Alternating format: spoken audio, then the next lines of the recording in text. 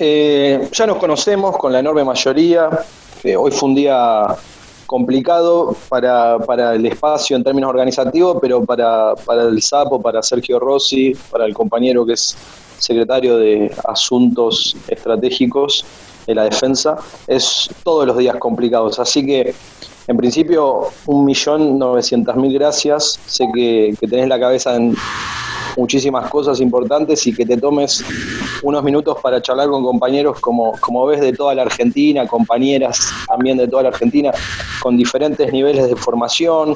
Acá hay compañeros que trabajan en el Estado, que tienen una experiencia concreta, otros compañeros y compañeras que son más jóvenes, pero se sienten interpelados por la gran causa nacional. Y todos un poco sostenemos que estamos cansados de este loop que es eterno, deuda, hambre, deuda, siempre discutiendo lo urgente, lo que nos apremia, lo que nos pone con la cabeza en una posición donde podemos discutir nunca lo estratégico. Esta pandemia vino a poner eso también de relieve, lo urgente, y vos estás encarando con las Fuerzas Armadas y el Ministerio una tarea que tiene que ver con lo urgente, pero también nos sirve esta pandemia para intentar reflexionar si la Argentina, uno de los países, el octavo país más grande del mundo, sin contar la plataforma marina, tiene que seguir constantemente diciendo lo urgente en una proyección de pobreza y de crecimiento que la verdad que yo tengo 38 años, siempre va para atrás en los últimos puntos.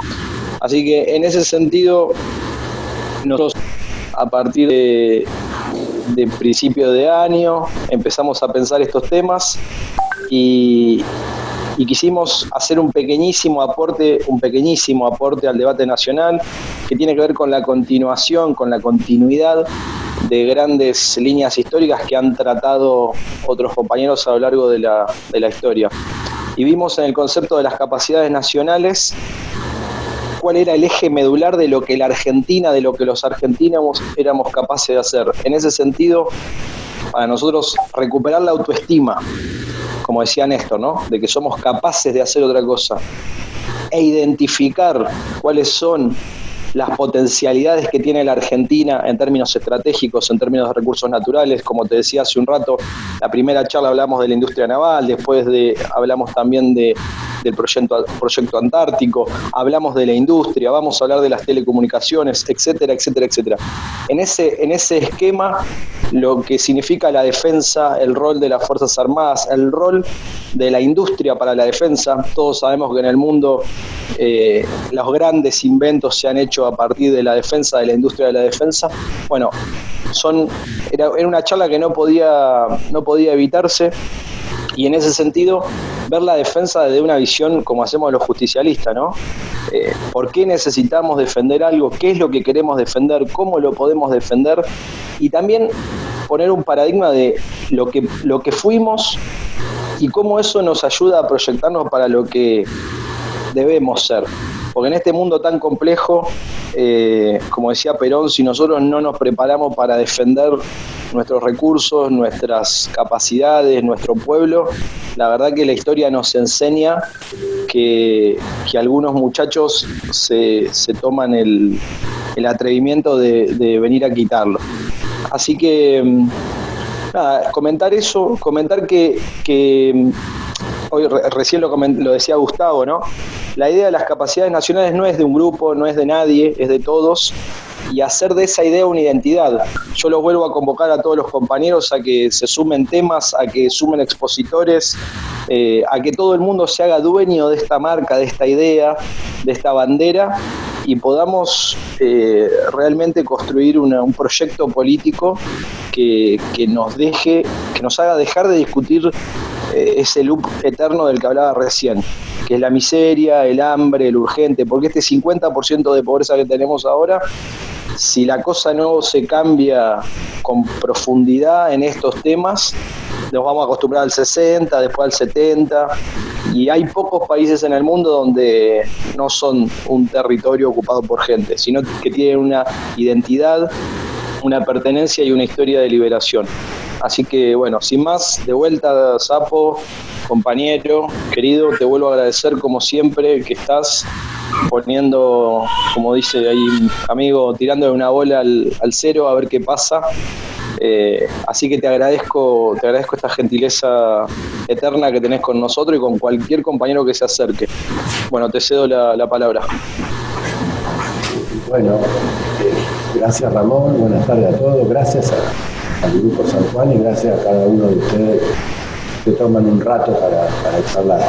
Veo que hay algunos y algunas que saben más que yo de cuestiones militares y de geopolítica y todo eso, pero como Prades me dijo que se trataba de una charla entre militantes, y como además tuve, como él dice, un día medio ajetreado y como hago siempre, no preparé nada, quiero que vayamos charlando un poco sobre cosas que en realidad las venimos reflexionando hace mucho, ¿no?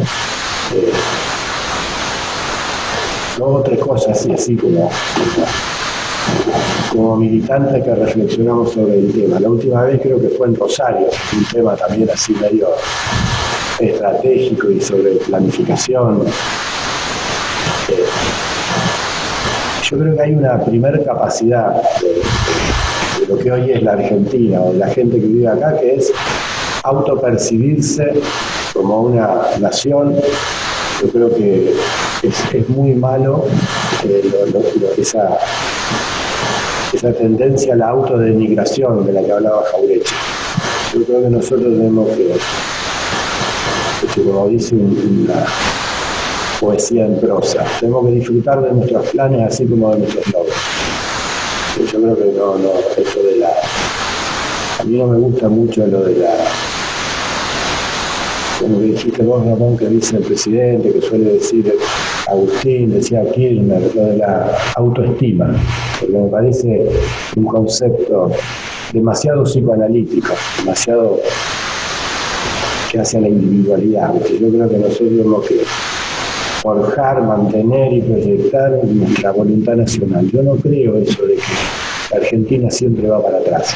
Me parece que la Argentina tiene una cultura política muy influida por ese tremendismo de los españoles que se toman todo a la terrible, pero en clave de comedia italiana, donde amplificamos todos nuestros dramas, sobredramatizamos nuestros dramas políticos. Yo creo que nosotros, cuando salimos de la línea de batalla, de la trinchera cotidiana, tenemos que construirnos nuestro propio espacio de reflexión estratégica, de perspectiva. La Argentina, estamos en la semana de mayo, la Argentina no empezó en la semana de mayo, tiene 300 años antes, y yo creo que una de nuestras grandes ventajas es alguna tendencia a lo que en aquella época llamaban democracia y anarquía, y yo creo que es una afirmación de nuestra voluntad soberana, lo que dice el himno uruguayo, de libres e iguales. Por alguna razón en la Argentina esas son cosas que nosotros naturalizamos, como naturalizamos muchas de las cosas que se forjaron durante el peronismo. Yo creo que las naciones se construyen en capas sedimentarias y que la Argentina tiene, como ustedes llaman, capacidades nacionales, tiene activos importantísimos, y digo algunas, para situarnos. Nosotros tenemos un tejido con capacidades industriales, con propensión industrial, que no está presente en todo lo que fue la América española y aún la portuguesa. Eso es un valor. Es cierto que nunca termina de arrancar, que tenemos ciclos, que tenemos nunca terminamos de consagrar nuestra independencia estratégica en términos industriales y tecnológicos. Y siempre tenemos recurrentemente la crisis de las divisas. No se quitó en la segunda mitad del siglo XIX la restricción interna. Eso, en las primeras cosas que se discute antes de la semana de mayo, el año anterior se discute, cuando es la representación de los hacendados, se discute si las mercaderías operan. Yo creo que en la Argentina hay cosas que son acumuladas, que las tenemos. El industrialismo militar no empezó con el peronismo, empezó bastante antes. Ustedes Y me parece que nosotros cuando reflexionamos sobre la capacidad de la Fuerza Armada, creo que es el título, o de defensa, bueno, yo digo, primero me gustaría decir eso, yo no creo que nosotros vayamos para atrás, creo que nosotros tenemos ciclos, que habrá que ver qué es lo que nos falta para poder terminar de darle estabilidad a alguna de las políticas que sostenemos, pero las naciones son eso también, son largos procesos. A mí me parece que en estos últimos años, pongo una fecha, pocos días antes de que se declare la pandemia, el presidente fue a Campo de Mayo, a Caicopaz, a despedir las tropas que hacían el relevo en nuestra misión en Chipre. Y tuvimos un debate de una semana, dos, hasta que se declaró la pandemia, que era sobre la vuelta de página. ¿No? Tuvimos todos unos debates de qué quería decir dar vuelta a la página. Ese debate, que después pasó en términos periodísticos a ser la valoración de la Fuerza Armada presente en un montón de actividades como hacía tiempo que no se veían, yo creo que eso refleja un largo proceso de más de casi 4 décadas, que fue cómo salimos de la dictadura. Nosotros en algún momento del siglo XX terminamos convirtiendo como sociedad a la Fuerza Armada, que tenía un rol de defensa de nuestra soberanía y de nuestra dignidad nacional, que se convirtió en un partido político que interfería el proceso y era una especie de tribunal de alzada que tutelaba el sistema político. La Argentina hizo un esfuerzo tremendo para salir de eso. En ese esfuerzo tremendo estuvimos 30 años discutiendo en los hechos, en la teoría y en los hechos, cómo inhibir el descontrol del poder militar, que se convertía en un agente de represión interna, de injerencia de potencias extranjeras, de bloqueo del proceso de integración latinoamericana. Todo eso nos costó décadas sobrellevarlo. Logramos reflexionar y construir una relación de conducción política de la Fuerza Armada de las instituciones democráticas.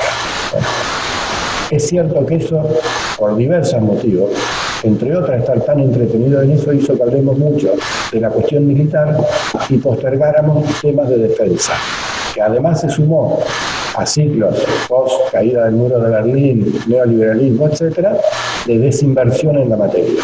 Yo creo que lo que fue pasando aún durante los 12 años de nuestro gobierno fue una reconstrucción de la sociedad argentina con su instrumento militar. Eso fue un proceso con ida y vuelta. Yo creo que eso ha llegado a un punto de maduración porque maduró la sociedad, porque hubo un proceso de memoria, verdad y justicia que permitió consagrar que no hay impunidad si vos desbordás determinados límites. Digo, todo eso que nosotros naturalizamos y que en los 90 venían gente de otros países de izquierda que no lograban cuestionar sus propios regímenes a explicarnos que no lo hacíamos, eso no está presente en todas partes. Yo creo que nosotros tenemos que disfrutar eso, consagrarlo, asegurarlo y mirar lo que pasa en Chile o en Brasil, donde la transición de aquellas dictaduras a los procesos que han tenido fueron diferentes. Bueno, nosotros no debemos descuidar de ninguna manera el reflexionar sobre la relación del sistema político con la Fuerza Armada. Ahora, eso también no puede estar 30 años diciendo que tener Fuerza Armada y decir qué es lo que las Fuerzas Armadas no deben hacer. Alguna vez tenés que decir lo que deben hacer, para qué están, prepararlas para eso. Me parece que eso es algo que se ha venido retomando y que nosotros estamos en un momento de oportunidad única para desplegarlo.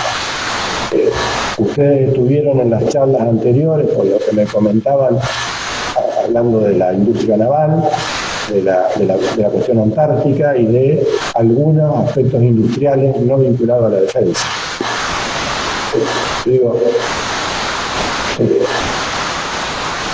me parece que nosotros tendríamos que pensar así como 3 núcleos vinculados a la soberanía que hay que reflexionarlo y convertirlo en sentido común acumulado de la sociedad y meterlo en la agenda interpartidaria. Uno es la cuestión territorial. Durante el macrismo se hizo una directiva de política de defensa que hablaba que no era importante el despliegue territorial y que se encargaba de desmantelar las instancias hemisféricas, las instancias sudamericanas de cooperación en defensa. Con lo cual lo que hacía era plegarnos al sistema hemisférico diseñado por los Estados Unidos. Eso que parece una letra en una reglamentación de una ley y en un decreto que establece la política de defensa tiene consecuencias. Cuando uno dice existen capacidades nacionales, si mira la geopolítica del mundo y dice ¿cómo hizo China para recuperar Hong Kong? Bueno, fue un larguísimo proceso desde que le usurparon Hong Kong, donde China reconstruyó su unidad continental, reconstruyó su economía, reconstruyó un montón de esas capacidades, y luego, poniendo sobre la mesa de la política internacional su peso, su potencia, la proyección de su poder nacional, ha ido abriendo espacio. Sudamérica, la América Latina, la América Española, debe reconstruir su unidad nacional.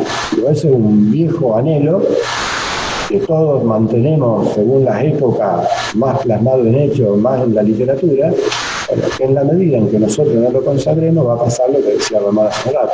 Vamos a ser presa de lo que Perón planteaba en su discurso del año cuando inaugura la Escuela de Guerra o cuando en la Hora de los Pueblos plantea la cuestión de los recursos naturales.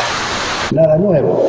Bueno, pero me parece que ese es un tema que de la agenda política del propio movimiento nacional desapareció en los últimos 30 años. Nosotros lo tenemos que resituar.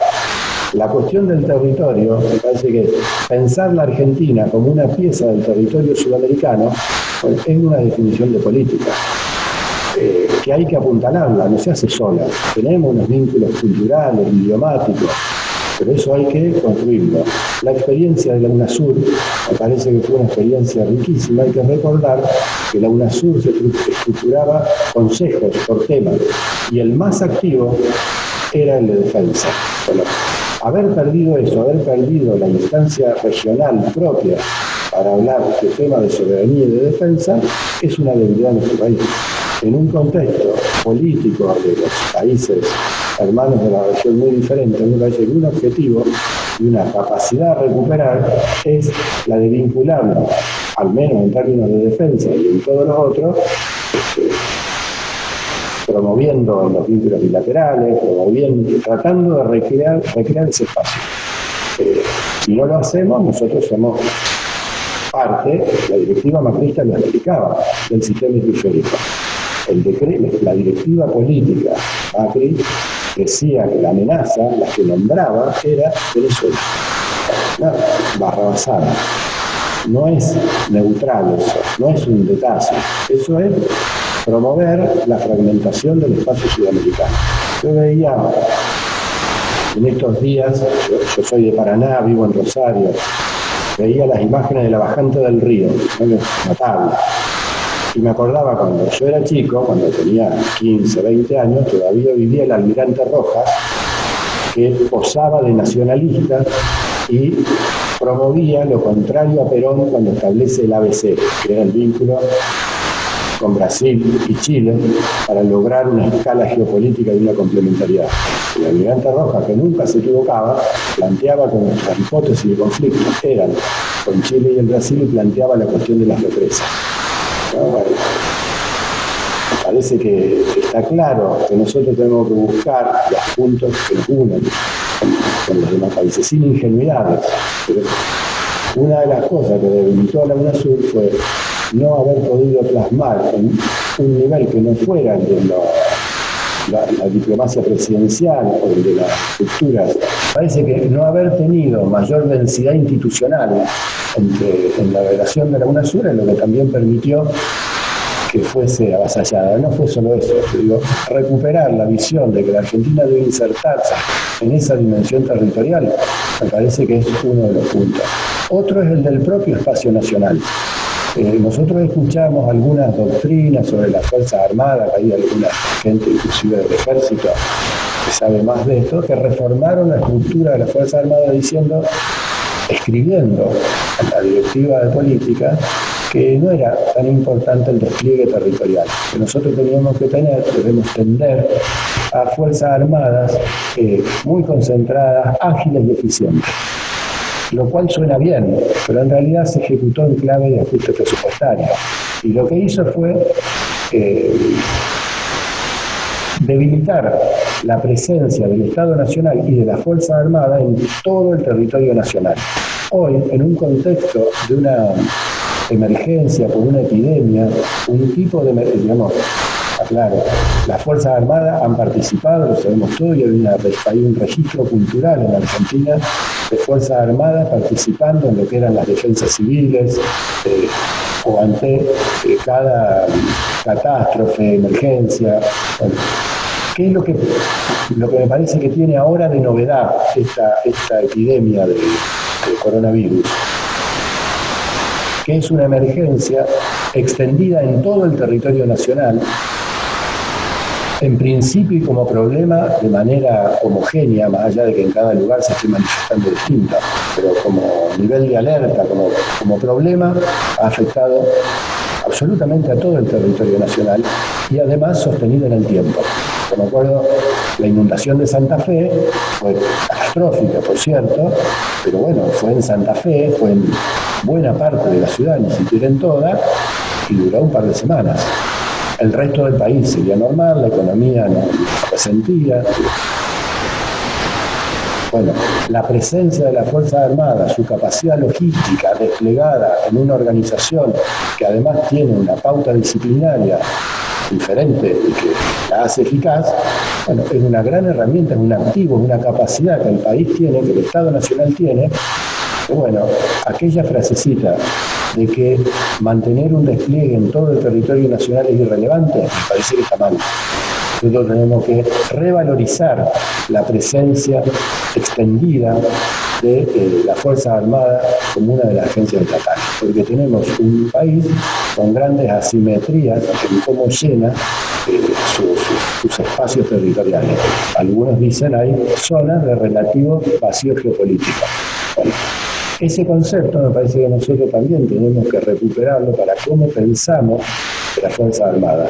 No por el problema de que nos vamos a estar peleando con Chile o con Brasil, sino porque necesitamos la presencia de las Fuerzas Armadas extendida también, entre otras cosas, para poder intervenir en un tipo de catástrofe o de emergencia que no es que pasó esta vez. Digo, alguien estaba Luque de Córdoba. Nosotros, la cuestión del incendio forestal en Córdoba o en la cordillera patagónica es recurrente, no es nuevo. Bueno, nosotros vimos el año pasado y el anterior un fenómeno que no se veía tanto. En la Amazonia hubo incendios extendidos de focos múltiples que se retomaban en una geografía gigantesca que cruzaba fronteras de países, y en el caso de Australia también, 10 millones de kilómetros cuadrados, donde además se dio en zonas muy pobladas. Bueno, ese tipo de catástrofe, emergencia, de distinto tipo, extendida y persistente, bueno, encuentra en todas partes de la Fuerza Armada un sostén, un pilar, una agencia estatal que interviene. Concebirla, preparada para eso y desplegada en todo el territorio, no es poca cosa.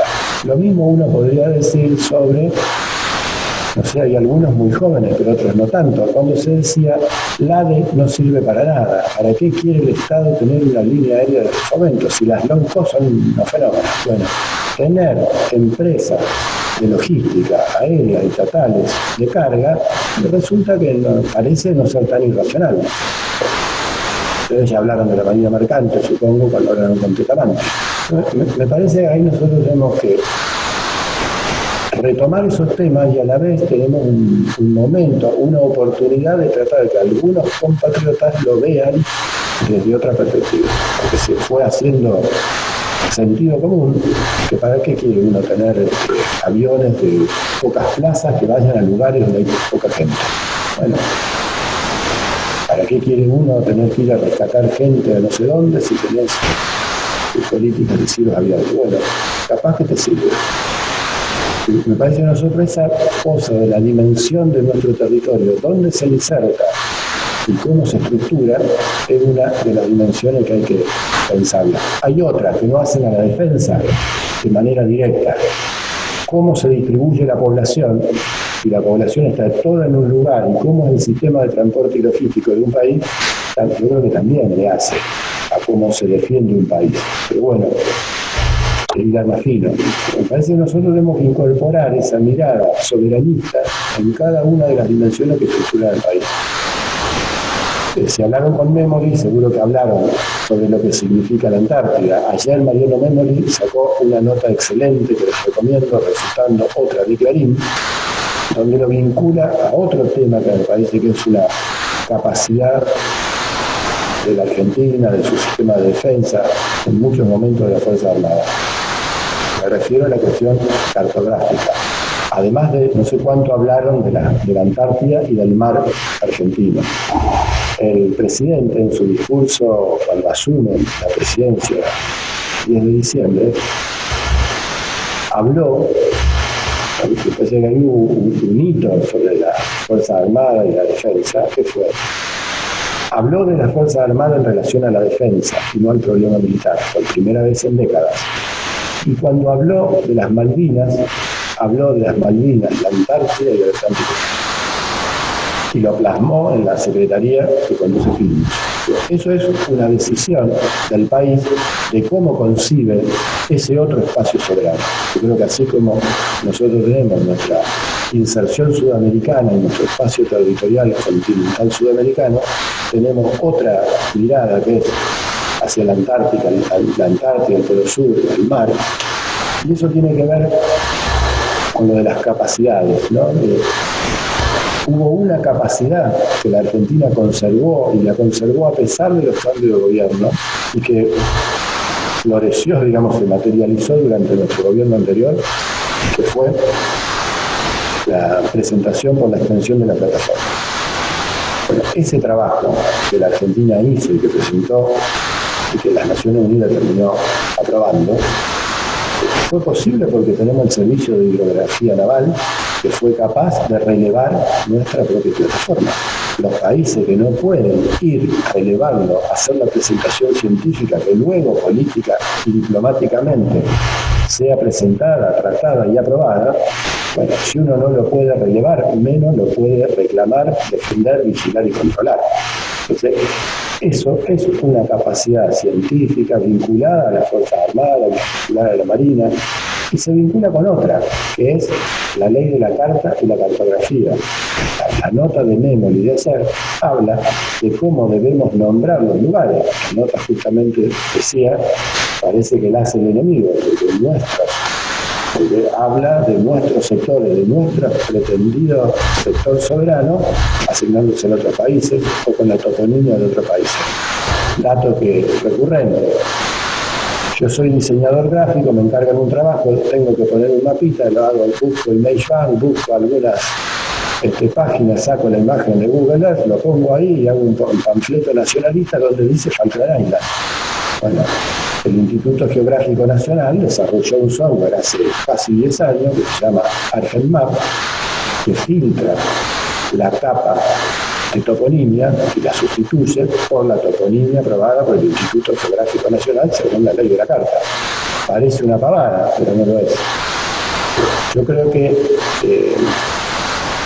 dentro de esas capacidades, además de las industriales, nosotros tenemos toda una capacidad científica donde la Argentina tiene trayectoria, años, reconocimiento, tiene capacidades que seguro que podrían ser más y mejores, pero que no son pocas y que no todos los países tienen.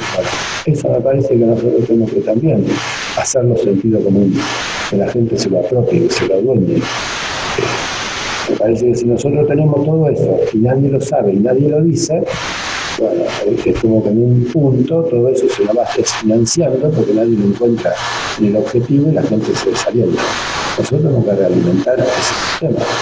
Creo que eso lo tenemos en varias otras cosas. Digo, cuando el servicio meteorológico pudo proyectar, ¿se acuerdan? Cuando la erupción del volcán persistente, que la ceniza volcánica impedía el vuelo de aviones, bueno, que el servicio meteorológico pueda en nuestro propio espacio y aún en el chileno y en el Atlántico proyectar eso, integrarlo al sistema científico internacional de predicción del clima, bueno, son hitos soberanos.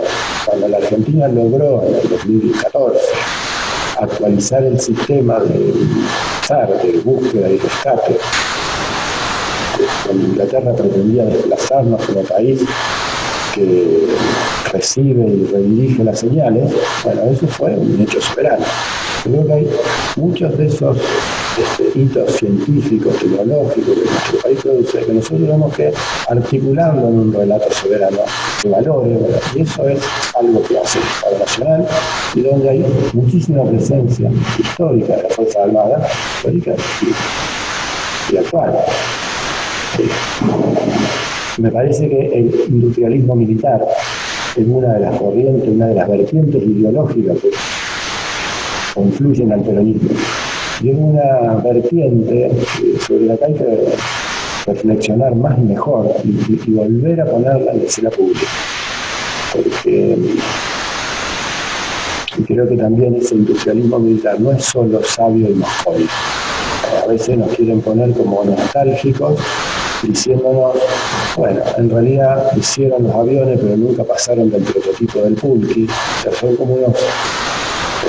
los argentinos son inconstantes fabricantes de prototipos, pero nunca logran plasmar en una industria que se sostenga, y siempre son destruidos por la restricción externa que se genera cada vez que empiezan a activar su propio mercado, y como son unos agrandados que quieren consumir más de lo que les da, terminan importando bienes que hacen colapsar su propia industria. Bueno, eso yo creo que es una mentira, porque eso obvia decir todas las políticas de sabotaje a nuestras políticas industriales.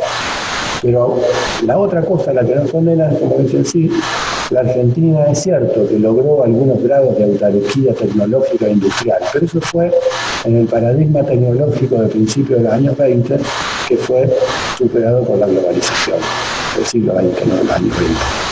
Bueno, yo digo, hay una experiencia que nosotros, que es reciente, que fue la de la radarización de nuestro espacio aéreo. Esa experiencia fue un decreto de Néstor Kirchner firmado en 2004, que terminó en 2015, empezó en 2015 a materializarse en 2005, y en 2015 terminó con la totalidad de nuestros aeropuertos radarizados, con radares fabricados en la Argentina, mantenidos y actualizados por personal del INVAP y la Fuerza Aérea. Hay pocos países en el mundo, menos de 10, que fabrican radares. No seremos una potencia exportadora de radares. Nosotros iniciamos un camino de desarrollo científico y de autonomía tecnológica que se ha sostenido. Se interrumpió durante 4 años, pero no se destruyó. Y eso no solo logró, bueno, hay gente que sabe más, pero para algunos que no lo sepa, hay muchos tipos de radares.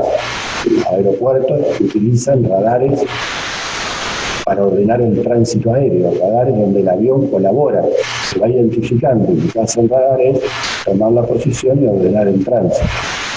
No se puede volar. Hay radares que lo que hacen es detectar un vuelo que no colabora. Bueno, la Argentina desarrolló también en el mismo programa los radares primarios, que hoy están cubriendo toda la frontera norte y que están en construcción. Fabricó radares meteorológicos. Entonces, tomó un camino de suficiencia tecnológica que es muy importante, y creo que nosotros tenemos que valorarlo, porque tiene varias aristas, me parece, que hacen a una idea que habla sola y que no necesita volcarse en panfleto partidario. La solución integral de radarización del espacio aéreo fue concebida por argentinos según las necesidades de nuestro país, que es el primer problema. si uno le recuerda lo que se discutió en los años 90, que era qué radares vamos a comprar, eso venía de entrada con propuestas de radarizarse según la necesidad del vendedor. Por eso nosotros gastamos la 10ª parte de lo que nos pedían 10 años antes para radarizar el espacio aéreo. Porque la respuesta que íbamos a adquirir era para un problema que no teníamos. Es cierto que ahí había radares que eran mucho mejores, que eran capaces de detectar la salida de un vector nuclear desde Moscú que pudiera caer sobre París. Pero ese no era el problema que nosotros debíamos resolver. Nosotros necesitábamos radares que en vez de las 10 prestaciones, de las cuales solo íbamos a usar 2, pudiéramos usar 2 prestaciones. Nosotros fuimos radarizando el espacio aéreo para la navegación y luego para detectar los cánceres furtivos. Y luego las otras series de radares que están en marcha. Esa experiencia es parte de buscar una respuesta nacional al revés que lo de Barcelona, ¿no? Una respuesta argentina para los problemas argentinos. Plasmarlo en tecnología, lograr el diseño, la fabricación y seriarlo. Bueno, eso no fue hace 50 años, eso fue ahora. Eso es una cosa que la Argentina, sosteniendo durante 10 años una política, lo pudo resolver. Yo estoy convencido de que eso nosotros lo podemos hacer en un montón de otros rubros industriales. Pero creo que ahí hay que lograr mejores articulaciones con nuestro propio sector industrial privado, que debe ser parte desarrollando redes de producción homologadas, compatibles, viables. Digo, no es fácil hacerlo y es más difícil sostenerlo. Me parece que la Argentina tiene esas capacidades científicas y productivas como para afrontar desde el complejo industrial de la defensa, desde el sistema de vigilancia y control de sus propios espacios soberanos. Me parece que puede generar un entorno de política de defensa, de política soberana, que es concurrente al diseño, al adiestramiento, a la preparación de las Fuerzas Armadas, cosa que también empieza. Lo mismo pasa, supongo que hablarán en algún momento, llamarán a alguien a hablar de aeronáutica y la fábrica de aviones. Me parece que ahí hay un núcleo, que es la idea de la autonomía tecnológica para sostener el desarrollo y la defensa nacional, que debe ser parte de la agenda de nuestro movimiento. Creo que eso es algo a recuperar, a desarrollar, a explicar en ejemplos, que se haga carne en cada uno de los compañeros que estén o no en defensa. Parece que eso es. Ser una nación que tiene una doctrina nacional y tiene una sociedad cohesionada, bueno, es algo que hace a ser una nación más seria en el concierto de las naciones, que se pueda defender mejor. Me parece que eso es uno de los puntos. Y otra que me parece, y después preguntemos, charlemos, otro núcleo que me parece que es novedoso y donde la Argentina ha dado respuesta es la cuestión del ciberespacio. Parece que la Argentina tuvo también, inclusive antes de Kirchner, fue Dualde quien firmó el primer decreto sobre promoción del software y luego las sucesivas leyes. Bueno, eso permitió que la Argentina afronte el desarrollo del software con enormes aportes. Parece que tenemos que lograr reunir todo eso en una política de seguridad cibernética del Estado más estable, más estructural. Y son decisiones estatales, en parte son de defensa, en parte no. Pero me parece que ahí también hay un enorme desarrollo.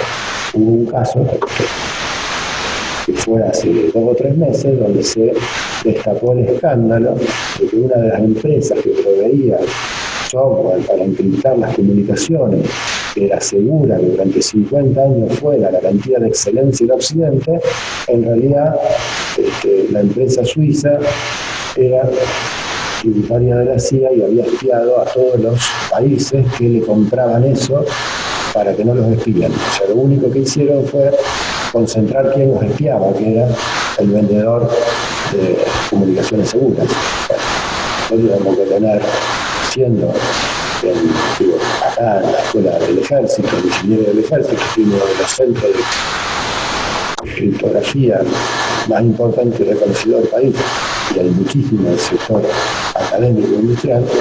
Parece que esas son cosas que nosotros tenemos que abordar, y que lo que nos falta no es capacidades tecnológicas o recursos humanos, sino que lo que nos falta es política que le den cauce estable y sostenimiento a esos recursos humanos y de la política nacional.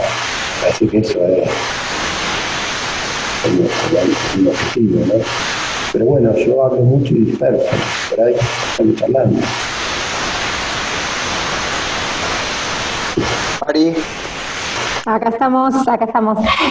Buenísimo. Sergio, ahí ya igual abrimos para que los participantes puedan preguntar, así que si alguien quiere, todavía no pueden habilitar el micrófono. El primero que habilite puede preguntar.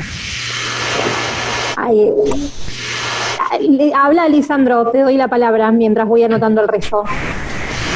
A uno no le gusta ser el primero que pregunta, pero bueno, estamos todos medio timidones hoy. Hola Sergio, ¿cómo estás? 2 preguntas, evaluaciones. Esto es un área que por lo menos a mí me interesa y uno está muy de afuera, digo, tiene el interés porque le parece nodal, pero bueno, tal vez requiere un aprendizaje y esto para nosotros es muy valioso. Me quedaba de dos cuestiones para preguntar. Por un lado, cuando se habló más del horizonte estratégico, de las directivas que tomó el gobierno anterior, también vos retomaste la cuestión del alineamiento de la UNASUR, cómo eso se desarmó. A uno la impresión que le da, esta es una evaluación mía, que también lo que pasa es que mi pregunta sería esta: independientemente de los gobiernos y de las presidencias, ¿cuáles son las políticas regionales que se siguen entre los organismos? Pero no una política en particular, sino que se ve entre toda Sudamérica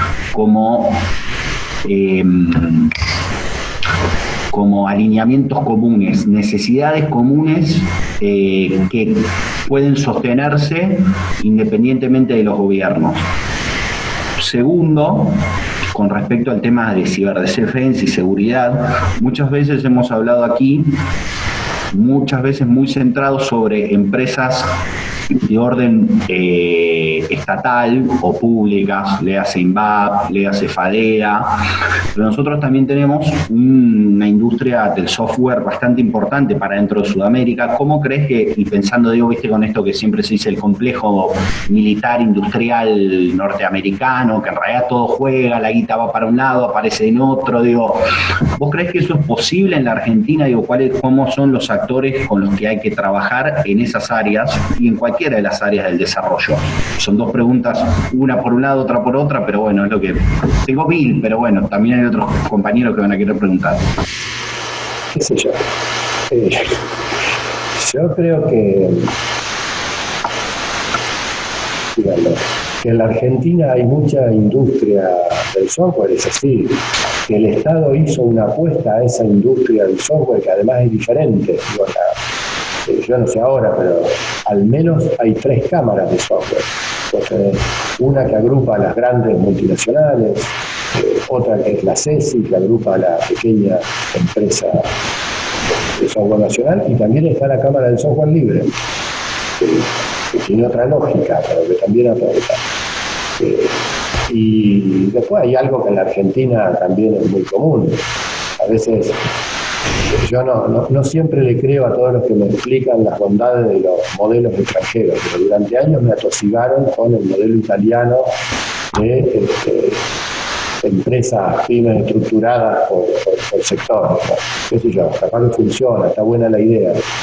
En la Argentina a veces también pasa que hay muchísimo universo, muchísimos componentes del universo empresario que se reportan en la Cámara Empresaria para la fiesta de fin de año cuando se reportan, y después hacen cualquiera. Digo, creo que no es solo un problema de cómo están agrupadas, parece que es un problema de cómo vos como Estado, como sociedad, podés diseñar primero políticas y luego instituciones que sostengan y hagan, que den inercia a esas políticas, porque todo vaya acumulando. Es decir, eso en la Argentina y en los países sudamericanos es pobre. Creo que eso es un problema recurrente que tenemos de hace 200 años. ¿Qué sé yo? Yo soy un optimista que creo que eso alguna vez lo vamos a solucionar. Parece que hay que primero entender cómo funciona y luego tratar de operar sobre un sistema que funciona. Si uno lo quiere dirigir por decreto, bueno, si algo pasó y se debate desde la época de Alberdi, del Alberdi que discutió con Rosas, es que los decretos no constituyen la realidad, ¿no? La crítica de Alberdi al unitario era esa. Y no la constituye ni cuando los decretos lo hacen los otros ni cuando lo hacemos nosotros. Yo creo que la norma debe ir acompañando procesos sociales, culturales, institucionales, y que nuestro problema es ir estructurando intereses. Respecto a lo que vos decías en los países sudamericanos. Bueno, nosotros, el Banco del Sur, que imaginó Chávez, nunca pasó más que de una enunciada. Quizás hubiese sido diferente si alguno de los procesos hubieran anudado no solo a los países, en tanto el nivel político, presidencial de decisión o ministerial, sino a nivel de instituciones, de cámaras sectoriales, digamos, una trama de intereses también económicos. Me parece que esos 10 años hicimos un avance como no lo hubo desde la época de Felipe II. Porque fue un momento donde además la relación de los países hispanoamericanos con el Brasil estuvo en línea, ¿no?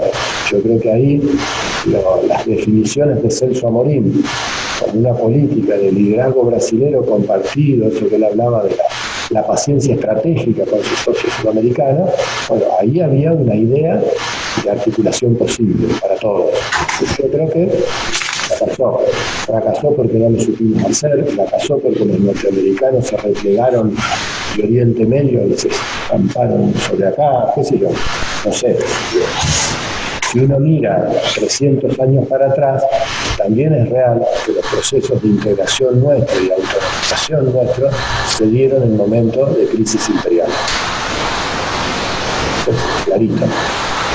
Qué sé yo, a mí me parece que no estamos en un momento, previo a la epidemia, no estamos en un momento promisorio para nuestras naciones en términos geopolíticos.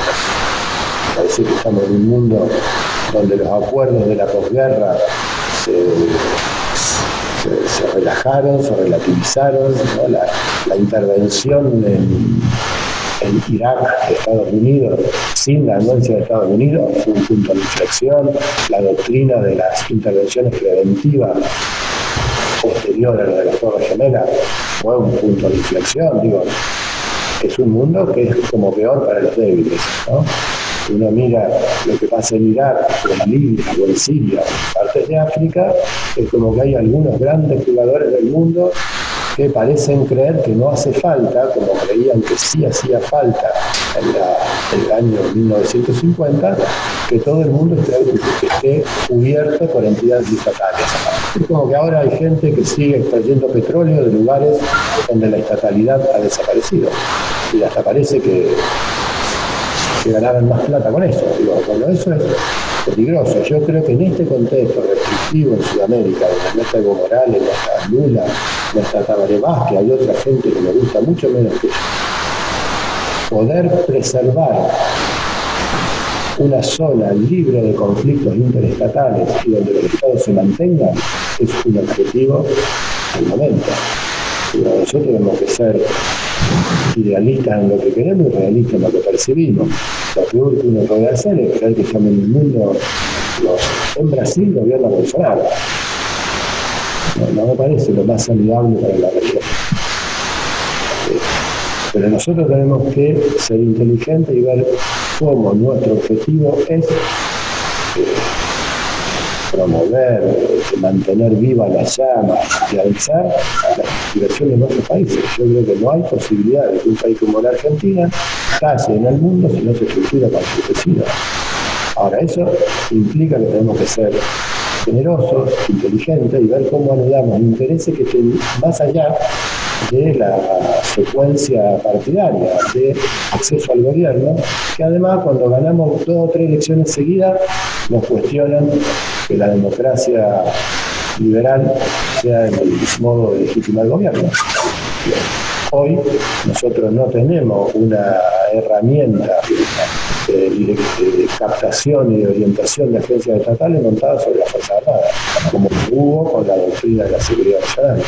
La tenemos montada sobre los poderes judiciales y lo que alguna gente llama la prensa libre. Y eso no es un invento de ahora, es una cosa que los norteamericanos escribieron cuando la reelección de Reagan, en aquellos documentos que se llamaron Santa Fe II, lo escribieron. Ahí también dijeron que había que apoyar las sectas protestantes, que se llamaban de otra manera, para equilibrar la teología de la liberación. Escribieron lo que pasó. Yo creo que el problema de nuestro país es cómo le damos más estabilidad a esas políticas que cada tanto logramos firmar. En el nivel de defensa, que preguntaba, bueno, ¿cómo es? El nivel de cooperación entre los ejércitos de nuestras naciones ha funcionado. Funciona como funciona. En la época de la Guerra Fría funcionó bien en los 90. Yo creo que hay herramientas que son muy importantes y que nos sacaron de esa lógica de doctrina hemisférica, que son, bueno, cuando se acabó el comunismo, que ahora viste que hay algunos que descubrieron que existe el comunismo en nuestro país, pero en la época en que proclamaban que el comunismo se había terminado, dijeron hay nuevas amenazas. Y esas nuevas amenazas, que era cómo le damos un destino a estos tipos que le estuvimos 50 años bloqueando cualquier gobierno que nos cuestionara los intereses, pero esas nuevas amenazas eran el narcotráfico, el crimen organizado internacional, las amenazas ambientales y no sé qué tal. Cuentos para ponerte a perseguir a la gente diciendo que en vez de comunistas sos otra cosa. Cuento porque además los Estados Unidos no usan las Fuerzas Armadas para ninguna de esas cosas. Ellos no combaten el narcotráfico con sus Fuerzas Armadas, tienen otros dispositivos. La prescriben para nosotros, porque en realidad, cuando dijeron no les vamos a dar más golpes militares, dijeron estos tipos no tienen que tener más Fuerzas Armadas. Lo que tienen que tener es policías y guardias nacionales o bomberos. Porque las Fuerzas Armadas son para defender la soberanía de los países. Que vos las podés desviar de su objetivo, pero son para eso. Si vos las tenés, van a hacer eso. Bueno, yo creo que nosotros tenemos que fortalecer eso. Las Fuerzas Armadas, durante la UNASUR, el Consejo de Defensa, funcionó muy bien. Y de hecho, ahora el ministro Rossi, una de las cosas que ha hecho es buscar, en este contexto donde desapareció la UNASUR y no hay Consejo de Defensa, buscar recuperar los vínculos bilaterales con las Fuerzas Armadas. Creo que nosotros tenemos que cooperar. La patrulla conjunta con Chile para la navegación antártica. Ese es un ejercicio útil a nuestros objetivos, útiles a los objetivos de Chile y útiles a la paz entre la Argentina y Chile. Son medidas de confianza, de entendimiento, de construcción. Lo mismo tenemos que ir haciendo con otros países. Creo que nosotros, gobierne quien gobierne, tenemos que apostar a preservar los vínculos internacionales. Lo peor que le puede pasar a Sudamérica es caer al lote de regiones donde la estatalidad no esté preservada. Y nosotros tenemos que tenerlo claro. Por supuesto que ese es un objetivo de mínima y que el objetivo debe ser superior y más profundo, que es recuperar los niveles de cooperación internacionales y el diseño de política de desarrollo y de utilización de los recursos naturales para el desarrollo de Sudamérica. Obvio, pero para dar el primer paso, para dar esos pasos hay que lograr mantenerse en el nivel del videogame donde estamos, parece. Y lo del software creo que habrá que ser imaginativo. La carrera por el desarrollo del hardware es complicada. La Argentina perdió ese tren, que no estaba tan lejos. Bueno, hay que ser competitivo en la industria del software. La Argentina lo es. Necesitamos recuperar eso. Pero, ¿qué hizo Macri? Por ejemplo, en ciberdefensa. No hizo nada. Pero un año antes compró un enlatado a una agencia militar. O sea, puso $5 millones para comprar una cosa que no sabía. Hubiera sido mejor ponerle esos $5 millones al sistema de técnicos que existen en las Fuerzas Armadas y que han hecho desarrollo de software notables, o en la SAP, o en la industria nacional. ¿Por qué se toma esa decisión? Bueno, uno alimenta el sistema según las decisiones que toma.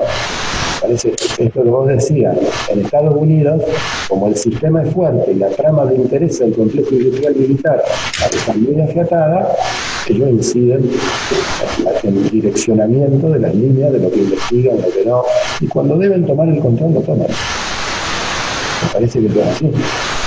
La frasecita del complejo industrial militar no la dijo Noam Chomsky, la dijo Eisenhower, que era republicano, presidente y general, y había estado en Normandía y en Nigeria. Era un pago.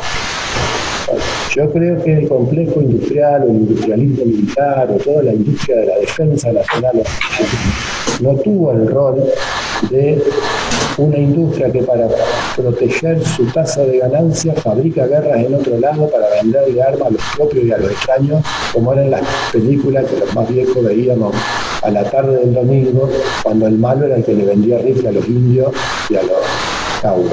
Bueno, el complejo industrial nuestro no fue eso, fue un motor del desarrollo nacional. Yo creo que nosotros tenemos que recuperarlo y explicarlo más y mejor. Yo un poco así para provocarlo, ¿viste? Algunos amigos, digo, uno mira lo de San Martín y su campaña militar.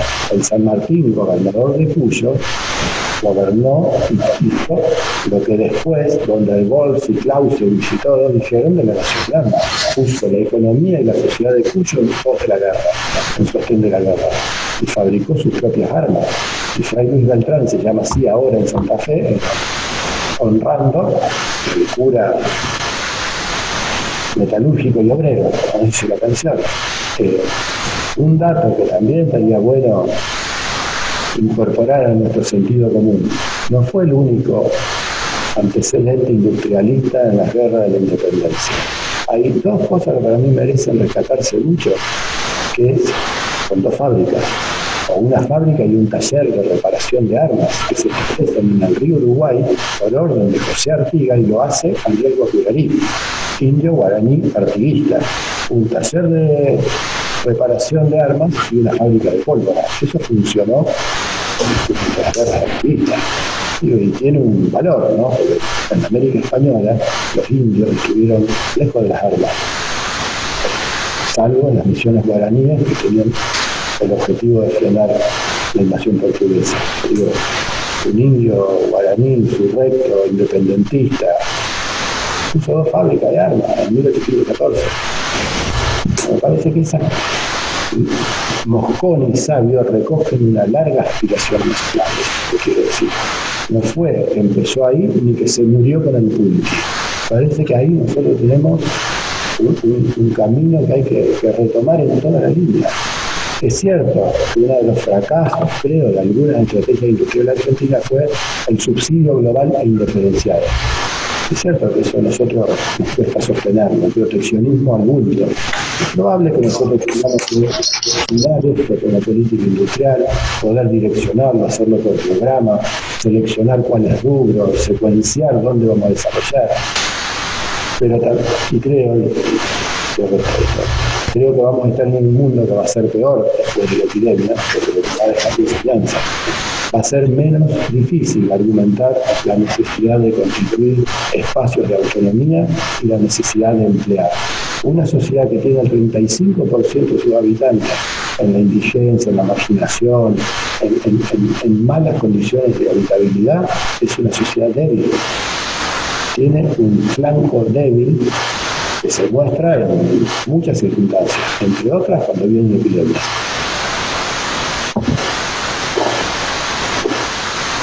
De cualquier cosa menos lo que me preguntaste, pero bueno. No, para nada. Te agradezco, Sergio. Ahí estamos. Le doy la palabra a Leandro Ocón, así que ahí podés activar el micrófono, Leandro. ¿Se me escucha? Sí. Perfecto. Bueno, muchas gracias por tus exposiciones, Sergio. La verdad que está muy bueno todo lo que decís. A mí me gusta pensar a veces en industrias estratégicas, ¿no? Para tampoco diferenciar tanto entre lo militar y lo no militar, porque aparte en realidad no es una división que sea, digamos, si uno va a los bifes, no es una división que sea tan real, la industria es eso, ¿no?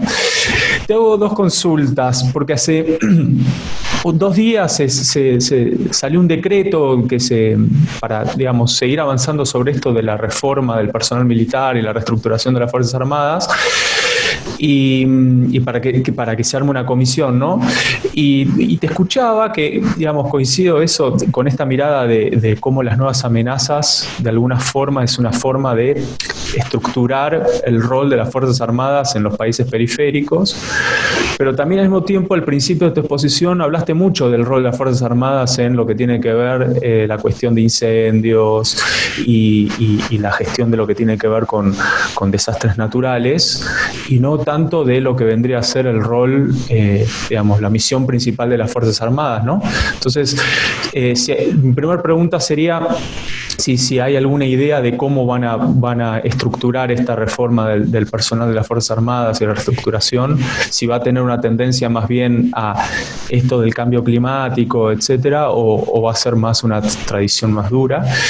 Y la otra, por ahí es una pregunta, no sé si un comentario, algo que lo dejo ahí abierto.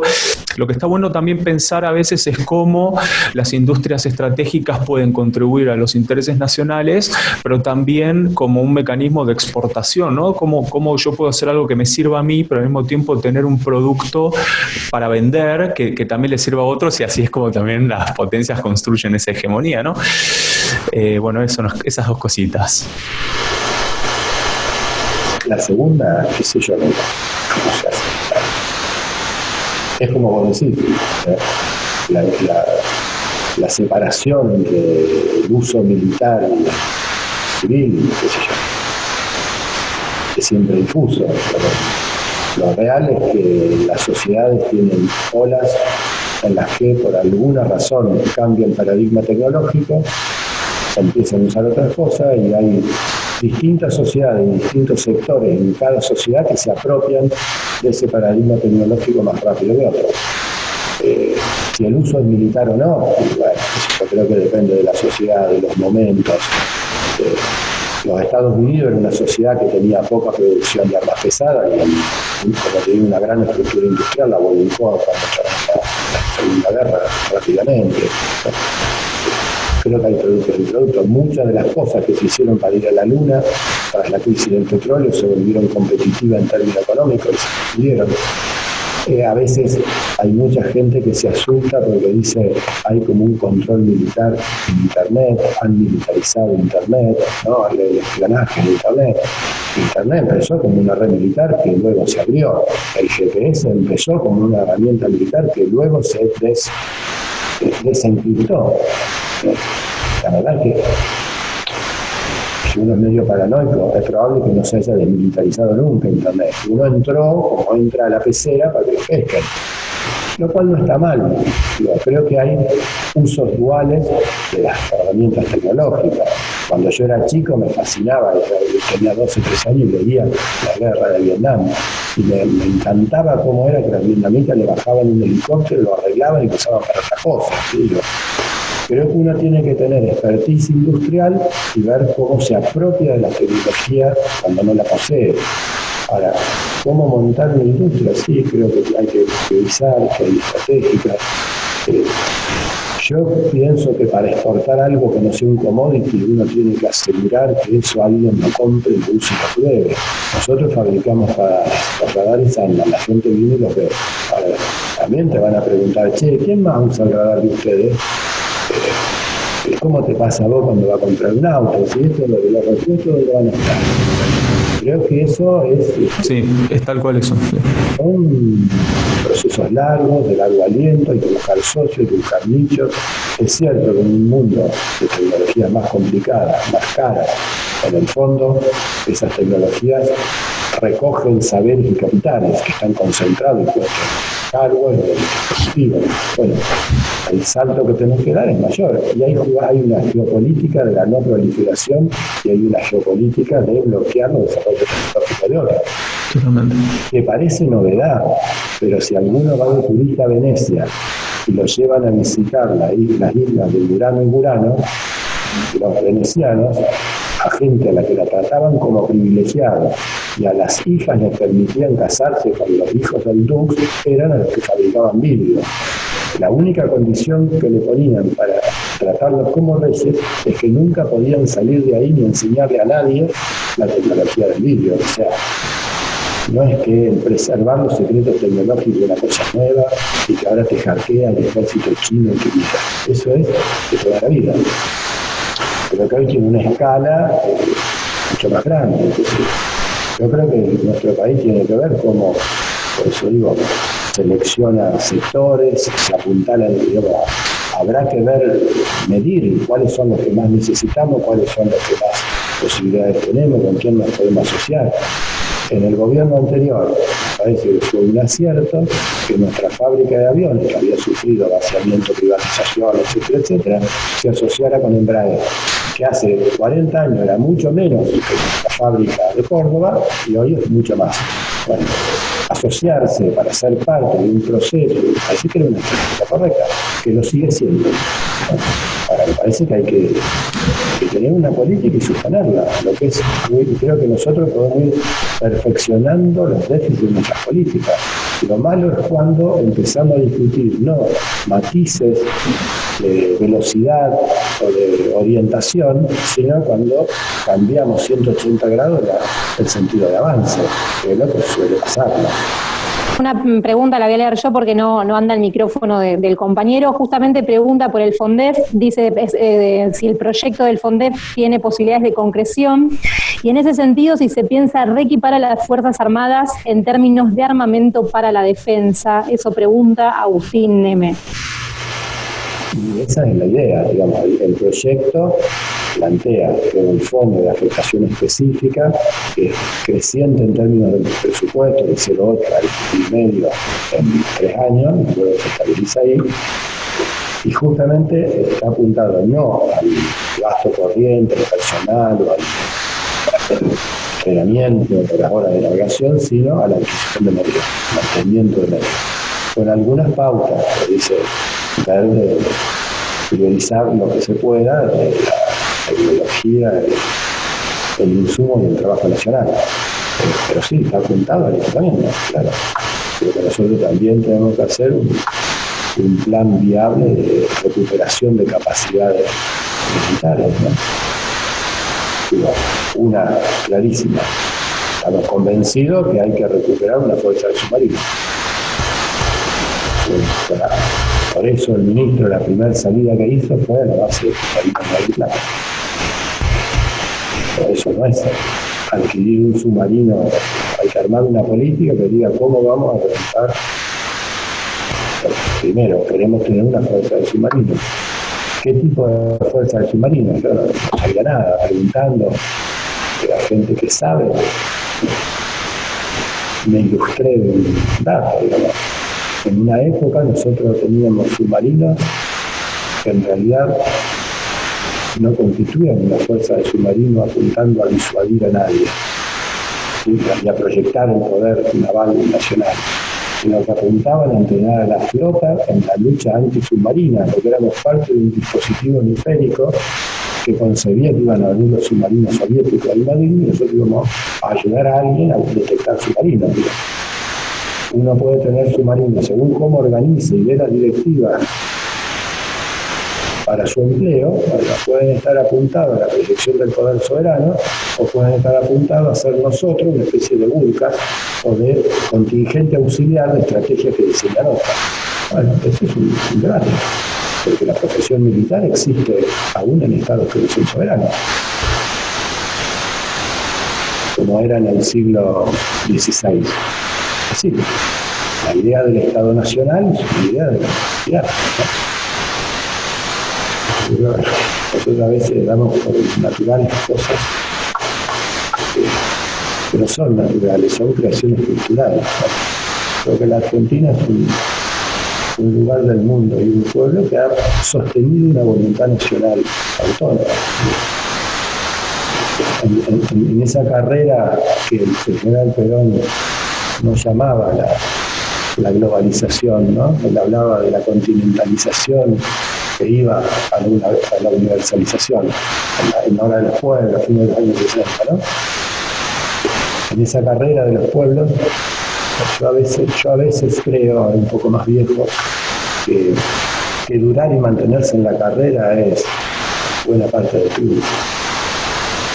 Parece que el problema es cómo nosotros afianzamos la voluntad nacional para que se sostenga. La lucha de los pueblos que buscan su liberación también es esa.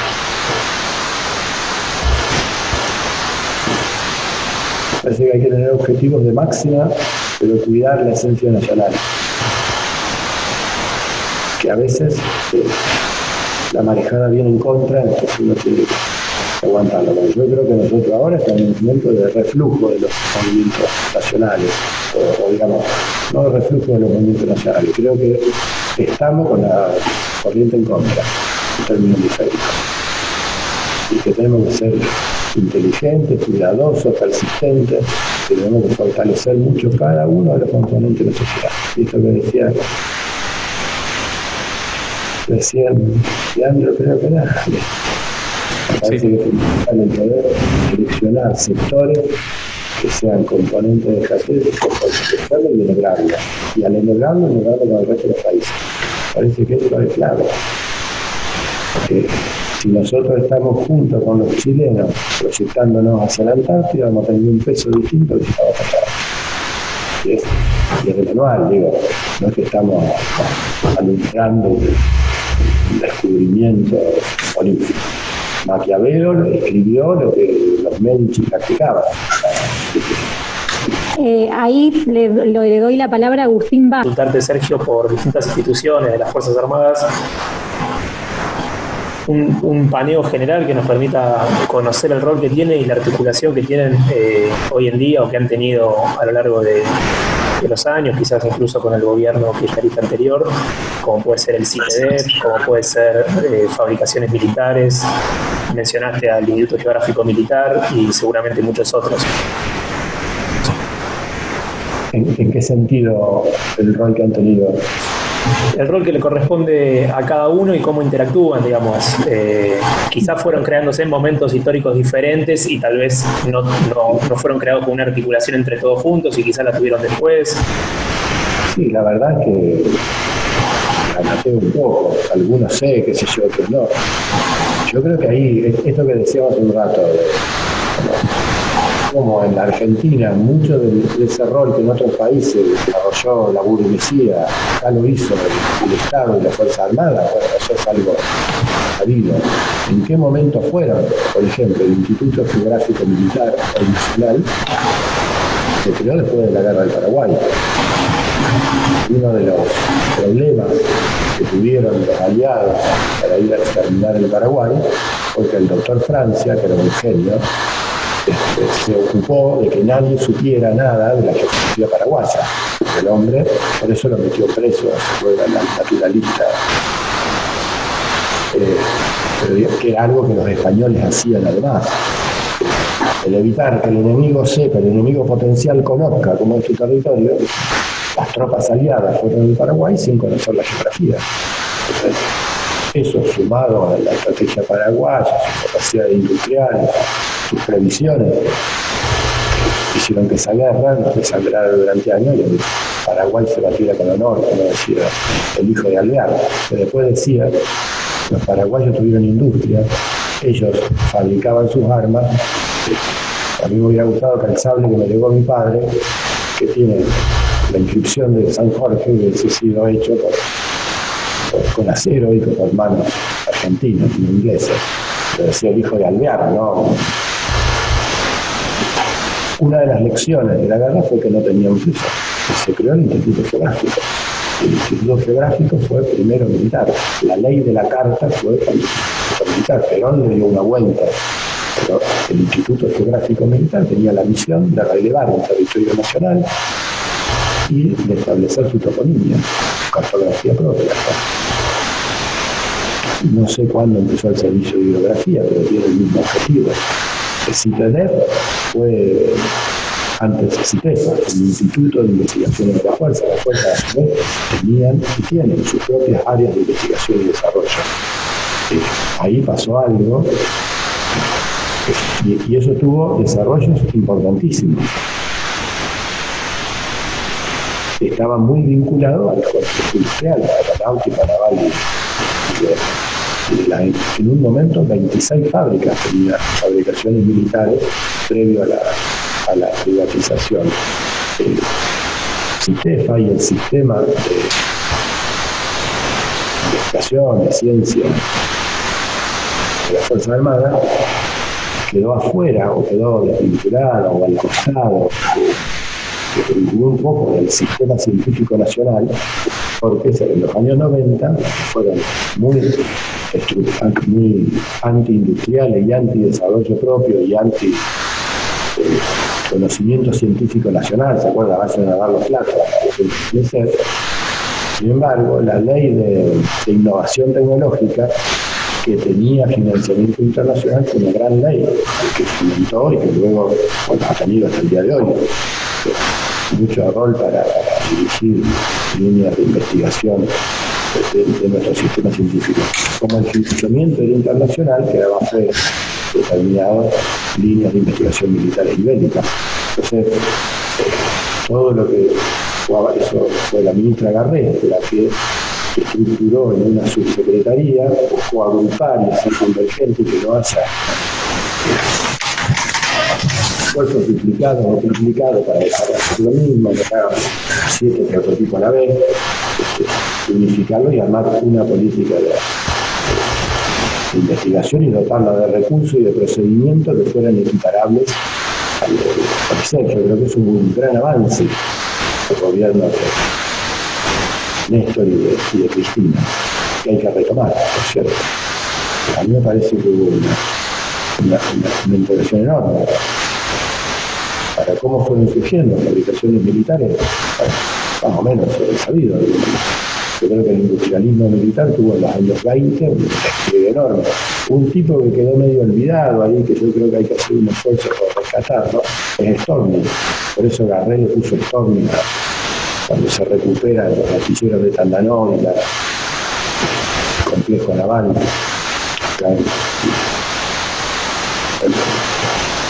La versión azul. Storni es un tipo que explica la proyección nuestra al mar, el que sale de la idea de que el potencial naval de la Argentina era la escuadra de hierro cuidando el Río de la Plata, el que lo proyecta al sur y lo que de alguna manera jalona Puerto Belgrano como proyección de la flota, la Antártida, el que arma todo eso es Storni y las fuerzas de Roca. Roca es un prócer de mala memoria, pero Roca no solo se dedicó a la campaña del desierto, Roca era oligarca y todo eso, pero tuvo una visión del territorio nacional y de la soberanía que no tuvieron otras facciones oligárquicas. Digo, el mitrismo, recogiendo la tradición rivadaviana, era en clave comercial de importación y exportación. Roca le dio otra dimensión, todo lo que el despliegue territorial hacia el mar, hacia la Antártida, Patagonia, se concibe en esa época, no es solo Roca, es un montón de otros tipos. Storni aparece como un producto tardío de eso. Da sus conferencias poco antes y después de Caparicio y Goyen, y como después en el periodo del GO, el tipo juega, que ahí queda bajo dos fuegos entre aliadófilos y neutralistas pro eje, lo putean unos y otros, el tipo sale de la consideración de todos. Pero en realidad parece que ahí en la concepción del poder marítimo y la proyección naval son otro tipo de recuperar. Bueno, yo les habré explicado más de Tamanti, ¿no? Pero A mí me parece que ahí hay una tradición riquísima que tiene entre el año 20 y el año 50 su esplendor, y después se proyecta de distintas maneras. Eso se continuó cuando uno piensa lo que hace Onganía, Levington y Danuse, no Perón. Es para sostener el poder aeronáutico, fabricar aluminio y armar la usina hidroeléctrica y la presa en Jutaleufú, es una cosa de dimensión gigantesca en territorio, en uso de los recursos naturales, en proyección de infraestructura, para fabricar un commodity metalúrgico para proveer a la industria aeronáutica. Con cabeza. Eso es porque más allá de las peleas que había habido entre los azules, colorados, peronistas, había un núcleo de construcción del Estado y del Poder Nacional que estaba instalado en nuestro país. Eso vino Martínez luego a destruirlo, se hundió durante los años 90. Yo creo que en nuestros gobiernos se dio que fuimos recuperando todas esas capacidades, toda esa visión, todo ese pensamiento, pero lo fuimos recuperando de a pedazos. A los que estuvieron en Rosario los voy a aburrir con el mismo cuento, porque cuesta decir cosas novedosas. Pero si uno mira los movimientos nacionales, cómo surgieron, qué sé yo soy peronista, me gusta comparar Irigoyen y Perón. Yo digo, ¿cómo surgió Irigoyen? Irigoyen estuvo 16 años en la abstención electoral, reclamando contra el régimen falaz y descreído. ¿Y cuál era su programa de gobierno?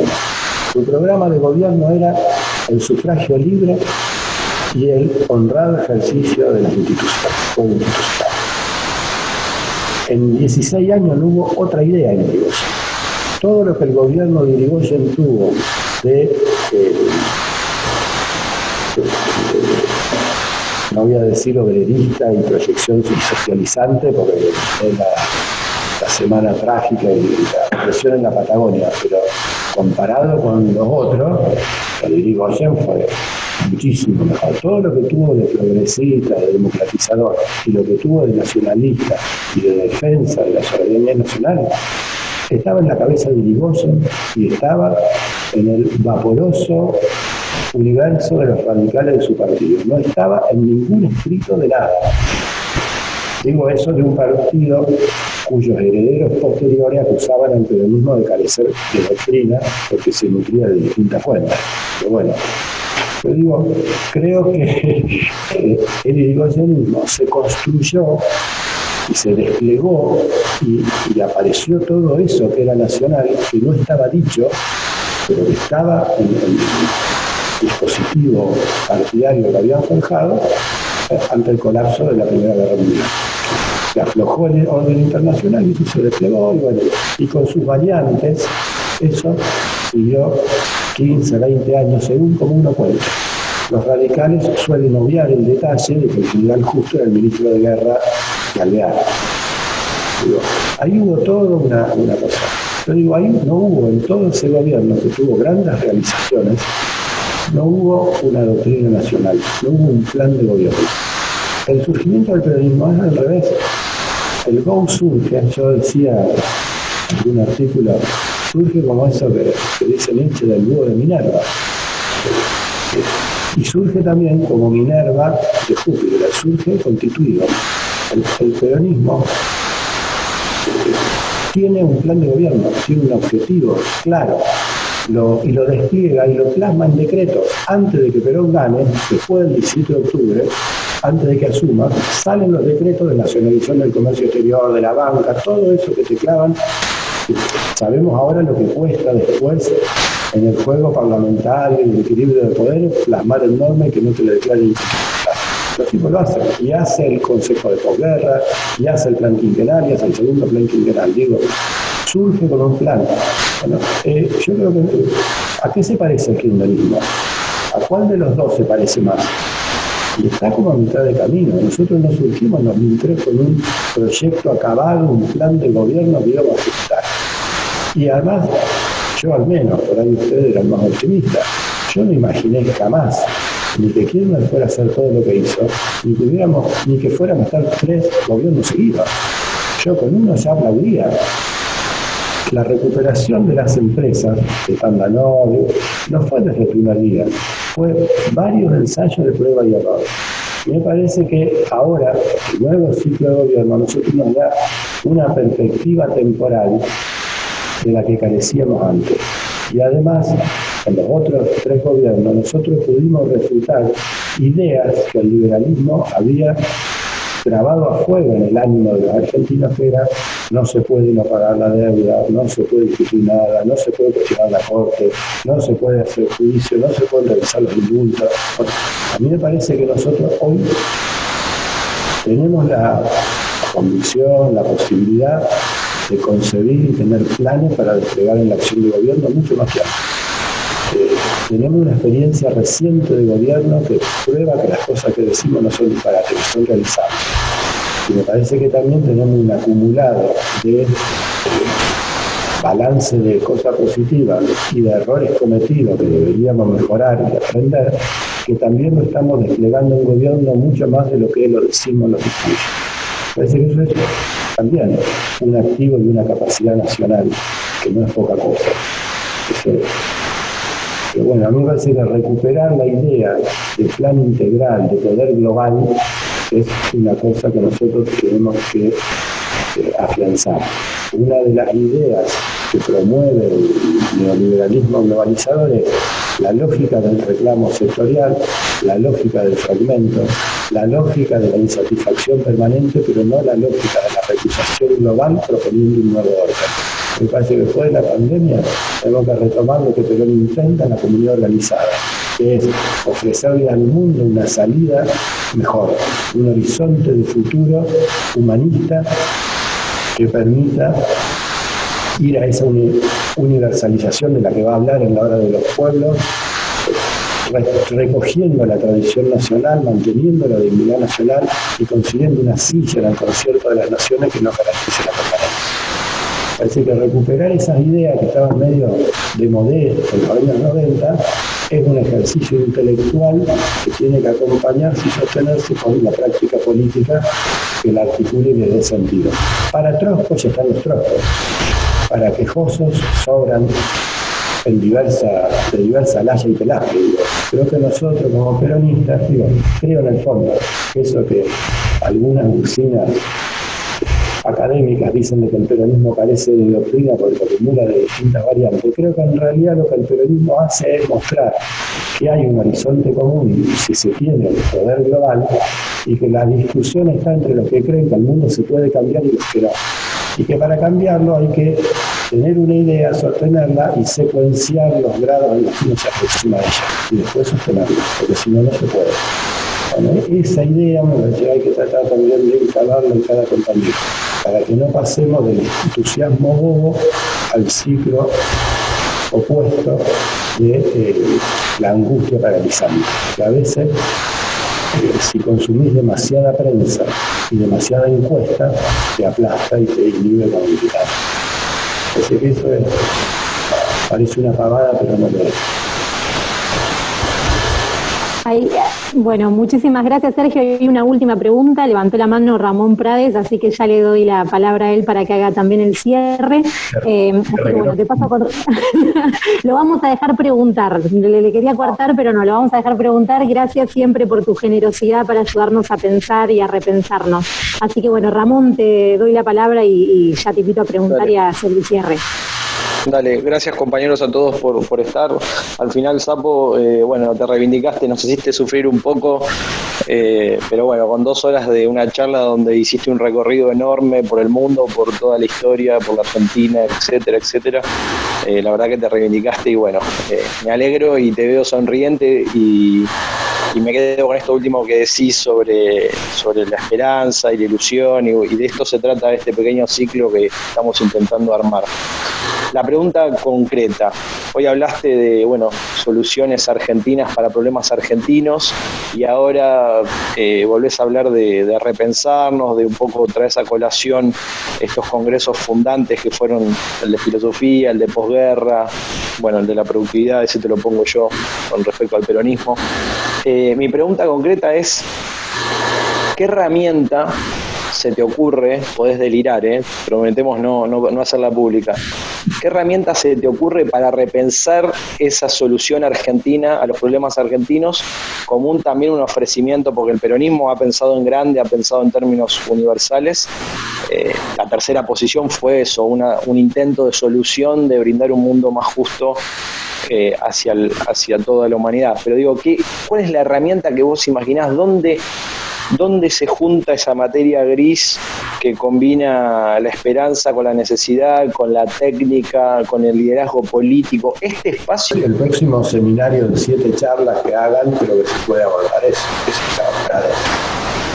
No sé si me siento joven o viejo con la pregunta de eso, porque es lo mismo que pensaba en el 84, el mismo dilema.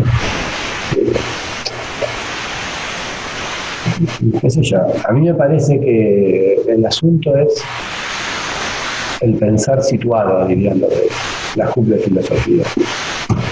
El problema es dónde está parado uno. Yo creo que Scalabrini Ortiz decía, nadie en el prólogo a Política Británica de Río de la Plata, en una frase que a mí me cacheteó y me sacó de ser un intelectual jacobino de izquierda y me hizo peronista. Que decía, nadie puede ser más inteligente que su tiempo. Y yo creo que además de su tiempo es el lugar donde está parado. Uno piensa y, digamos, la capacidad del pensamiento que uno puede expresar un poco está en el arte de decir y en la originalidad y novedad de lo que dice. Pero sobre todo está en el dispositivo de poder en el que está inscrito y que es capaz de propagar y retener y traducir ese pensamiento a actos. Me parece que es eso. Un problema que yo veo que cambió casi 40 años que hace que yo milito, es que cambió la manera de estructurarse la militancia política. Y no cambió porque somos un desastre los militantes políticos, y los jóvenes no entienden nada y ya no leen y todo eso que dice la gente que envejece sin dignidad. Yo creo que lo que cambió es la manera de estructurarse de la sociedad. Parece, como decía el negro Olmedo, a ese lo mató la TV a color. Bueno, el partido leninista, donde la palabra se propagaba y se organizaba con una cadena de gente que a veces se apoyaba en un periódico escrito, la palabra escrita, bueno, eso fue sustituido por la globalización electrónica, luego digital, donde hay un paradigma tecnológico comunicacional del cual el movimiento popular ha sido más lento para apropiarse que los sectores oligárquicos. Cada vez que el enemigo nos escandaliza por WhatsApp con un grulote donde cuestionan a Carrillo, que de tan burdo, no sé si le salió mal o lo hicieron para pescar quiénes de nosotros reaccionábamos recitando semejante barrabasada, pero vaya a saber. Digo, yo creo que así como la respuesta del movimiento obrero occidental marxista demoró, lo que vale lo que describe Charles Dickens a lo que describe y profetiza Charles Marx, pasaron casi 100 años, seguramente nosotros vamos a demorar en darle una respuesta a la globalización electrónica de los yanquis. En lo que hace a nuestras militancias, me parece que tenemos que encontrar maneras creativas de agruparnos y desplegarlas. Yo creo que ahí vamos medio lentejas, porque se mezclaron cosas. La destrucción de aquellas organizaciones por fracasos, derrotas y errores propios, el cambio en el paradigma de comunicación, el desánimo que produjo la caída del muro de Berlín y los ladrillos de ese muro pegando en las cabezas de los populismos terceristas y los internacionalismos izquierdistas. Digo, toda esa desestructuración y la ofensiva de los tipos, me parece que no. Y creo que hay otra cosa, que es una pregunta que todo militante debe hacerse, que es ¿cómo se toma el poder? O ¿qué es el poder? ¿Cómo se construye? A veces, ¿qué es tomarlo? Digo, para acotar la definición. ¿Cómo se logra el control del Estado? ¿Cómo se llega al control del Estado, que es un pedazo del poder? Bueno, eso me parece que era objeto de reflexión en las militancias blindadas de los años 60 y 70, y es muy poco objeto de reflexión ahora. Y el hecho de la vigencia de la democracia, que celebro y es una gran ventaja y no cambio por nada de aquellas logros organizativos obligados a que porque te cagaban a palo vos te tenías que organizar más y mejor. Igual, valoro esto, pero una de las cosas que a veces no nos damos cuenta es que la dinámica de elecciones cada 2 años y donde el poder está fundamentalmente centrado en cómo soy famoso para ir en la elección y como financio mi política y la proyecto desde concejal, diputado, no sé qué, o asesor de alguno de ellos, me impongo una dinámica de 2 años que tiene un horizonte estratégico muy poderoso. Y donde termino mezclando que el candidato, que lo pongo porque es famoso, no siempre es el que conduce. Y donde además, si la organización tiene un tipo que es el que conduce, pero no es el que es candidato a concejal, porque en realidad es un repelente, asqueroso, un boludo, mandón, o qué sé yo, que es el jefe, pero no es el candidato, porque no lo quieren, que te produce una tensión que te distorsiona la organización. Esos pequeños detalles, que son casi tácticos e instrumentales, yo digo, si perduran durante 30 años, porque alguna cosa estaba haciendo mal. A mí me parece que nosotros tenemos que insistir en lo que sabemos que está bien. Yo digo, cuando no sé por dónde viene, me refugio en lo que sé que funciona y sirve. Discutir, conocerse, hacer charlas como esta, hacerlas presenciales, acotarlas por tema, encontrar nichos de doctrina específica por cada uno de los temas. ¿Cuántos de nosotros nos volcamos a la actividad política porque nos gustaba una actividad profesional o sectorial que algún compañero nos hizo ver que se podía satisfacer solo si se articulaba virtuosamente en la política? Digo, todo ese entramado que sigue existiendo, creo que el problema es quién le junta la cabeza a lo disperso. Parece que nosotros tenemos que lograr, mientras no sabemos la respuesta a tu pregunta, tenemos que decir, bueno, trabajemos sobre algunas pequeñas certezas. Fabricar, producir, extender y sostener una doctrina nacional no panfletaria, sino detallada y ajustada a la realidad general y particularizada de cada sector de los componentes, me parece que es una tarea permanente que hay que hacer. La cabeza la abandonamos por el vértigo de otra cosa. ¿Cómo se va a resolver que alguno gane? Digo, la estadística a mí me dice que cuando alguno de todos los que hacen esto y se gana la confianza, pero a la vez compite con los otros, entonces yo a este no lo quiero, cuando alguno logra una cuota de poder mayor que la de los demás, por talento, por suerte, por lo que fuere, le logra juntar la cabeza a un núcleo más grande. Digo, eso me parece que es la dinámica de nuestro movimiento, aunque no lo querramos ver, en cada situación provincial, en las situaciones territoriales, en las situaciones sectoriales. Bueno, yo creo que hay que apostar a subir muchos y cada vez más calificados actores al escenario, y que después gane el más mejor e ir acompañando al que sea. La verdad, como dice Humberto Eco en el péndulo de Foucault, cuando descubrí que no sería protagonista, traté de ser un observador inteligente. Parece que sin caer en la faceta medio individualista y resignada que tiene la frase de Eco, no tienes que hacer eso de si hay uno mejor, tenés que apoyar al que mejor satisfaga la necesidad del momento. Eso, ¿cómo se va a juntar? No sé, me parece que nosotros tenemos que apostar a que la estructura militante se fortalezca para que cuando se dé un proceso de avance y lo conduzca el que le toque, el proceso colectivo tenga más calidad. Me parece que de eso se trata. Y eso te lleva a lo primero de lo que hablamos. El problema de cómo es esa debilidad estructural de Sudamérica. Me parece que es parte de lo mismo. Nosotros tenemos que fortalecer nuestra doctrina nacional, fortalecerla en la calidad, en la formación de sus cuadros. Después está lo secundario. Yo, como estudié ingeniería, siempre me acuerdo de ecuaciones diferenciales. Y en alguna nota que pongo en mi blog digo eso, ¿viste? Pero sobre todo aprendí a descartar los términos secundarios de la ecuación en la consideración de cualquier problema. Yo no sé si los que han sido mis jefes son los que yo consideraba que eran los mejores y más capaces. Creo que las organizaciones son según los momentos y que las conducen los tipos que en ese momento están más preparados por lo que fuera para conducirlas. Yendo a la antigüedad clásica, a mí me gusta, recomiendo el clásico. Xenofonte escribió La retirada de los 10.000. No sé si alguno la leyó, es buenísima. Xenofonte era un tipo que era el hijo de uno que tenía minas de plata, una teniente. Unos amigos le dicen, ¿no querés que vayamos? Nos vamos a anotar 10.000 mercenarios griegos para apoyar, para que sea emperador de los persas, no sé cuál, que estaba peleado con el otro, y los tipos se embarcan ahí, van, les va bárbaro, le ganan al otro, pero en la batalla se muere el que era el candidato de ellos. Entonces quedan en el medio del imperio persa, a merced de los tipos que se los quieren comer.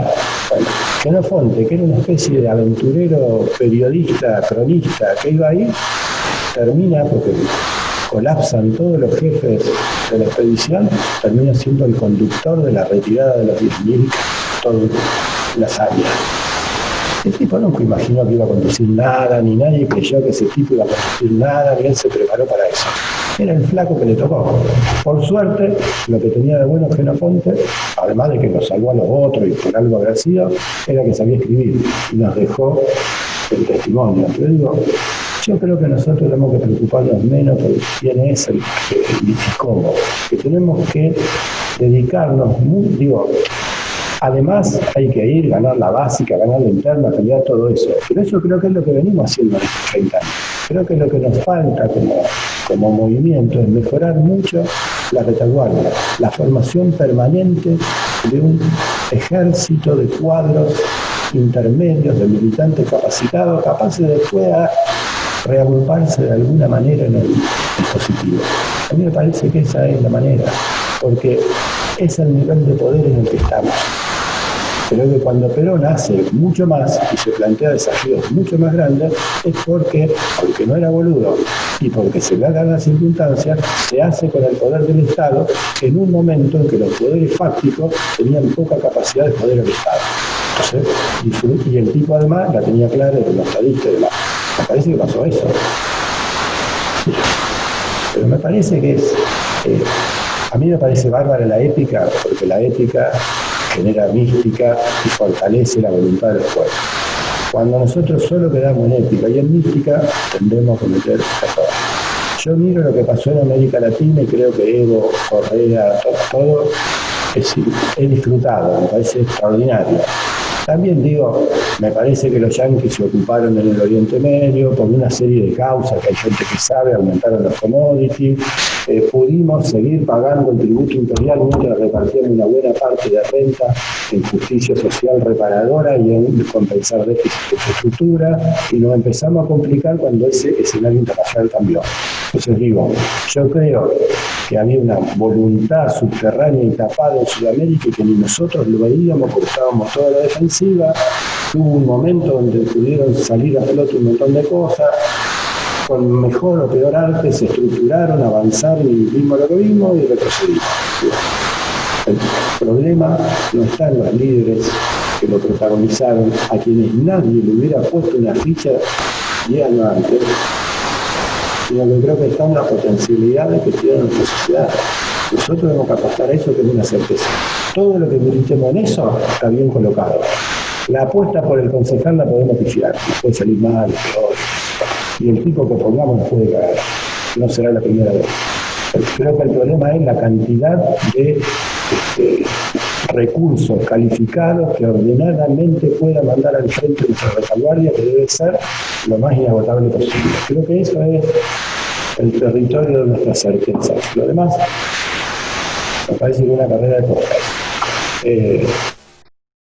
Dejo la inquietud. Y voy a pasar y yo les agradezco a todos y espero que nos podamos ver pronto de manera presencial. Y les agradezco de vuelta.